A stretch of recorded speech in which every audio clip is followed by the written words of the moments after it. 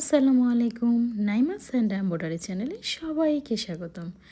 গত ভিডিওতে এই ডিজাইনটার ছোট্ট করে শেয়ার করেছিলাম, আর আজ ফুল ডিজাইনটাই দেখাতে যাচ্ছি।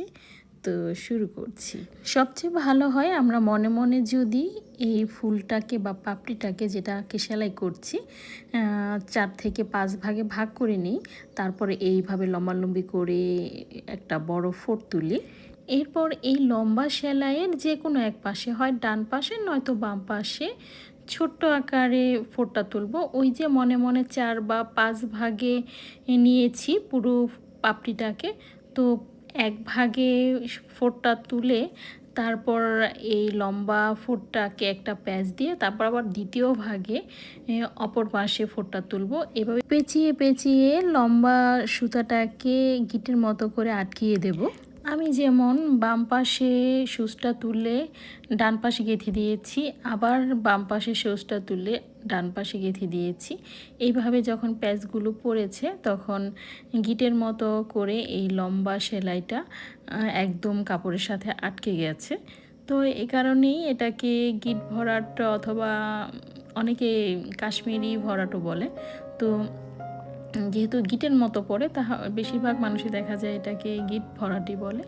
তো এটার উপকারিতা হচ্ছে যে কোনো বড় বা মাঝারি ধরনের ফুল বা পাতা ভরাট করার জন্য এটাকে ব্যবহার করা হয়, কারণ এই সেলাইটা একদম কাপড়ের সাথে আটকে থাকে, ফ্রেমটা খুলে ফেললেও ফুলে ফুলে থাকে না।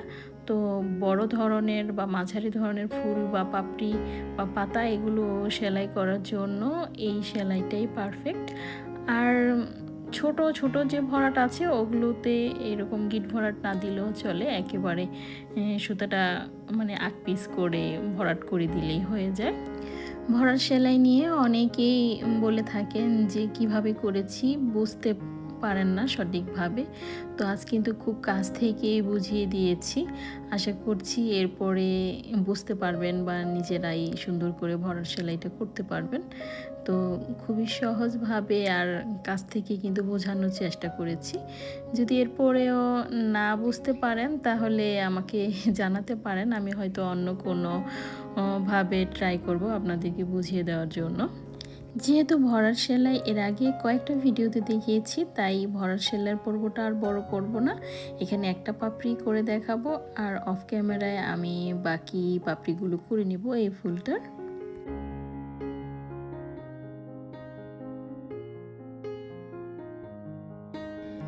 ফুলটা সেলাইও হয়ে গেছে, লাল সুতা দিয়ে করে নিলাম।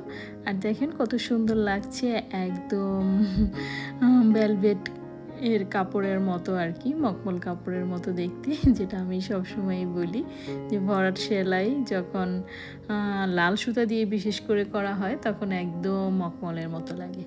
আচ্ছা, এবার আমি ডালগুলো করে নিচ্ছি। তো ডাল করার জন্য ডাল সেলাই দিচ্ছি, সবুজ সুতা নিয়েছি। আর শুধু ডাল না, ডালের পাশে যেই পাতাগুলো আছে সেগুলো আমি সবুজ সুতা দিয়ে করব, তবে ওগুলো করব ক্রস সেলাই দিয়ে। এর আগে যেহেতু এই ডিজাইনটা আমি শেয়ার করেছি, যারা দেখেছেন তারা তো বুঝতেই পারছেন যেটা কিভাবে হবে। আর যারা আগের ভিডিওটি মিস করে গেছেন, আজকের ভিডিওটি বিশেষত তাদের জন্যই। তো এই যে ডাল সেলাই দিয়ে আমি ডালটা করে নিচ্ছি। আর ডাল সেলাই করার সময় আমি যেটা করি যে অবশ্যই ডান পাশে ফোঁটটা তুলি, আর কীভাবে যখন সেলাইটা শেষ হয়ে যায় একটা গিঁটের মতো করে দিয়ে দিই লাস্টে এসে। তো এতে মানে লাস্টের সেলাইটা দেখতে বেশি ভালো লাগে। এরপর আমি এই যে পাতাগুলো ক্রস সেলাই দিয়ে করে নিচ্ছি। তো আমার ক্রস সেলাই নিয়ে অনেক আপুরাই দেখি অনেক কিছু বলেন।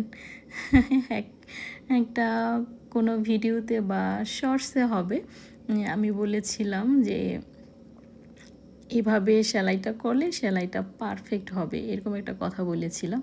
তো সেটা নিয়ে কয়েকজন আপুই আমাকে বেশ কথা শুনিয়ে দিয়েছেন যে আমার সেলাইটা নাকি মোটেও পারফেক্ট না। আসলে কি আপু জানেন, দুনিয়ার কোনো কিছুই মনে হয় না পারফেক্টলি পারফেক্ট আছে। আমার যেটা মনে হয় যে সব কিছুই যে মানে আপনার কাছে পারফেক্ট মনে হলে আমার কাছে পারফেক্ট মনে হবে, বা আমার কাছে পারফেক্ট মনে হলে আপনার কাছে পারফেক্ট মনে হবে, এরকম না। আসলে দুনিয়ার কোনো কিছুই পারফেক্ট না। পারফেক্ট বলতে কিছুই নেই। ধরেন এই যে এই সেলাইটাই, এই যে পাতাটা আমি সেলাই করলাম, এটা আমার কাছে পারফেক্ট মনে হচ্ছে। এই যে সেলাইগুলো আমার কাছে পারফেক্ট মনে হচ্ছে, কিন্তু আপনার কাছে নাও হতে পারে। আপনি এর চেয়ে ভালো সেলাই পারেন, বলবেন যে আমি তো এর চেয়ে ভালো সেলাই করতে পারি। কখনোই আপনারটা পারফেক্ট না, ঠিক আছে। কিন্তু আমি যেরকম করে পারি, আমার কাছে মনে হচ্ছে যে না, আমারটা পারফেক্ট, নিখুঁত হয়েছে, সুন্দর হয়েছে। নিখুঁত সুন্দর মানে আমার কাছে মনে হচ্ছে এটা পারফেক্ট। আপনার কাছে সেটা পারফেক্ট মনে নাও হতে পারে। ধরেন আমি আজকে একটা আইটেম রান্না করেছি, একটা ডিশ রান্না করেছি। আমি ঝাল কম খাই, তো কম ঝাল দিয়েই আমি রান্না করেছি। সেটা খেতে আমার কাছে ভালোই লাগছে। মনে হচ্ছে যে না, রান্নাটা পারফেক্ট। আমার বাচ্চাদের কাছে মনে হচ্ছে না, মায়ের হাতের রান্নাটা পারফেক্ট। কিন্তু আমার বাসায় হঠাৎই একজন মেহমান আসলো, যে ঝালটা একটু বেশি খায়। তো সে যখন আমার তরকারিটা নিবে, তখন তার কাছে কিন্তু ভালো লাগবে না। মনে হবে যে না, আরেকটু ঝাল হলে মনে হয় তরকারিটা ভালো লাগতো। তো এটাই আসলে দুনিয়ার নিয়ম, যে সব কিছুই সবার কাছে পারফেক্ট হয় না। আমার কাছে একটা জিনিস যেটাকে পারফেক্ট মনে হবে, সেটা অন্য কারো কাছে যে পারফেক্ট মনে হবে এমনটা না।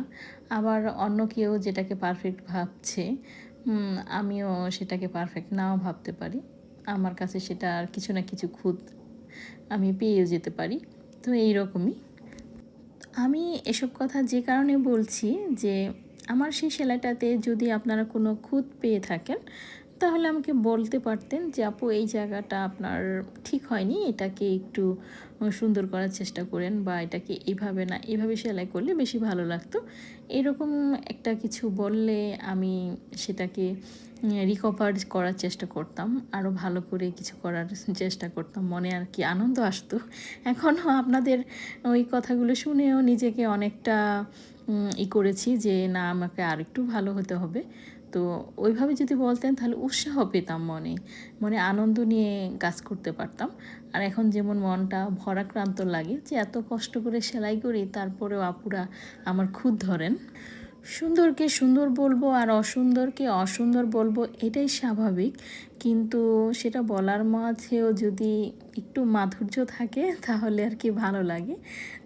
যেহেতু আপনাদের কাছে মনে হয়েছে যে ওই সেলাইটা আমার সুন্দর হয়নি, তো সেটাকে তো অবশ্যই বলবেন যে আপু, এই জিনিসটা আপনার ঠিক হয়নি, সুন্দর হয়নি, সেটা স্বাভাবিক। কিন্তু সেটা যদি একটু সুন্দর করে বলতেন, তাহলে মনে হয় মনের মধ্যে আর কি যে কষ্টটা পেতাম না।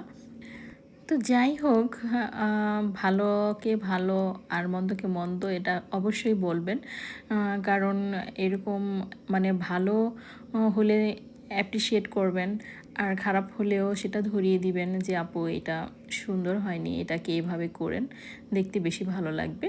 তো এরকম করলে দেখা যাবে হ্যাঁ, আমারই উপকার, আমার সেলাইটাও আগের চেয়ে দিন দিন ভালো হবে, উন্নত হবে, ভালো কিছু আপনাদের মাঝে শেয়ার করতে পারবো। আর আজকের ভিডিওটা কেমন লাগলো জানাতে একদমই ভুলবেন না। ভালো লাগলে একটা লাইক তো অবশ্যই দিবেন। আর এই ধরনের ভিডিও পেতে আমার চ্যানেলটাকে সাবস্ক্রাইবও করে রাখতে পারেন। আজ এই পর্যন্তই। আল্লাহ হাফেজ। আসসালামু আলাইকুম।